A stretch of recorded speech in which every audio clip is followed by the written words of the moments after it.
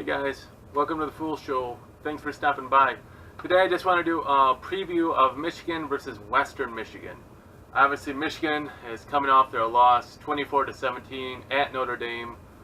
The fan base was in the uproar stage, a lot of it, especially on social media. It seemed like everyone was expecting the offense to be a lot better than it was. True, I wish it was better. I think there has to be some good credit to Notre Dame as well. This week they go up against Western Michigan. It's the home opener, and I'm hoping to see some progress. Now, I looked at the footage of Syracuse versus Western Michigan. It was at Western Michigan, so a little bit there, and the score was 55 Syracuse to 42 Western Michigan. This game was 35-7, and then Syracuse pulled their starting quarterback, maybe more of their starting offense too, put in their backup, and then it became like 35-28. So like all of a sudden the offense shut down and Western really kicked in. Syracuse put in their starter again, a guy called Wasink, I think it was, and all of a sudden, no, Wasink is the Western quarterback. All of a sudden, Syracuse started going again. Now, watching the footage, Wasink has a pretty good deep arm. They did a lot of those fade passes, the long fades, like you saw Notre Dame succeed with in the first quarter, especially in the first half against Michigan. They have, I apologize if I get the names wrong, this receiver Dwayne Eskridge. He had 8 receptions for 240 yards. 8 receptions, 240 yards. And Jordan Reed, who had 7 for 121 yards.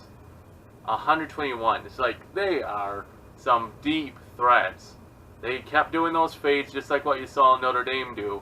While I was watching and seeing other people's comments, seeing what they were thinking, they were saying that's just classic what you do when you have man coverage. You throw these fades so you get the cornerbacks, the safeties in trail position.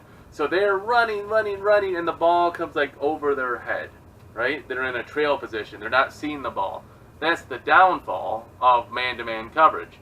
But Michigan plays it pretty well. We just need our safeties to get in better position. Hopefully, we don't get anyone kicked out of the game like we did last week for targeting. So, they have a really potent passing attack, Western does. Not only that, they had this running back, Levante Bellamy, who had 120 yards rushing on 10 carries. They had 3 running backs that averaged over 10 yards per carry. So, don't sleep on Western Michigan. This team looks like it has a pretty potent offense. Okay, so Michigan cannot just be like, oh, home opener, Western Michigan, a MAC team, we'll be fine. Don't do that. Don't do that. App State, everybody. App State. Never underestimate your opponent. App State. Be ready for Western Michigan. They also have the fun little bit of Drake Harris. He left Michigan this past offseason, transferred to Western Michigan, maybe it was 2 off seasons ago, but he's going to be back. And so he can kind of help his team get ready for playing in the big house and what it might be like there for them. So don't sleep on their offense. It's going to be a pretty good offense. Now, obviously their offense put up 42 points. I'm not saying Syracuse's defense is Michigan's defense. Don't get me wrong there. Michigan has a much better defense, but don't sleep on the Western offense. Now let's talk about the Western defense. They gave up 55 points. So the Western defense should be attackable. Their quarterback, Patterson, for Syracuse, ran for over 200 yards. The quarterback. Oh, no, I think I have that wrong. Oh, sorry, I was looking at my notes. Patterson, I was saying, is something else. The Syracuse quarterback ran for over 200 yards. Zone read options, especially zone read options. The Western defense played those poorly. I don't know how much Michigan is going to want to risk Patterson in this game, but I'd expect him to hold on to the ball and run a few more times, especially Western did not play it well. If anything, I expect more zone reads for another reason. Western might be trying to really focus in on that, really work on that. So maybe Patterson's going to fake that he's going to hold on to the ball and he hands off. So I'm expecting Michigan to do some zone reads because Western's going to be really focused on watching the quarterback. Perfect time to give the ball to Higdon and our other running backs to go up the middle or outside to bust some big plays. Also, I didn't really see much pressure from the defensive ends or anything like that on the Syracuse quarterback. So I'm hopeful that Michigan's offensive line can be solid. Watching the tape, they struggled mightily on blitzes. They did not transfer very well. They did not hold the line very well. So Michigan's offensive line really needs to get sharp. Western Michigan is a team that we should be able to. We should have athletic dominance over them. So look for Michigan to have a better offensive line play. They should be able to protect Patterson. And I'm hopeful that they can put up some points. Another thing about the Western Michigan defense, their cornerbacks looked really short against the Syracuse cornerbacks. So I'm looking for Michigan to take a couple more deep threats. Versus Notre Dame, they only took 2 deep threats. They went 1 for 2 to Collins. We should have thrown the ball deeper, I'm just going to say, more often. But they didn't.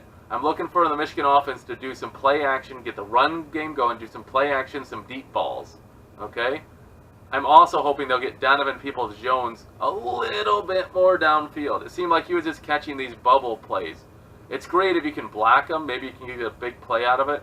But I want to see him downfield like 10, 15 yards doing some slants and doing some go routes and stuff like that. I want to see his ability put to the use more. Now, all in all, Michigan, historically, in my mind, does not blow out teams like I wish they would. I really want Michigan to be up like 35-0, 35-3 at halftime, and then you can put all your second string, in the third quarter, and put all your third string in the fourth quarter. Right? Get all those younger players reps. Michigan just does not blow out teams. I don't know. It's like something like this kind of respect. Like you don't want to blow them out.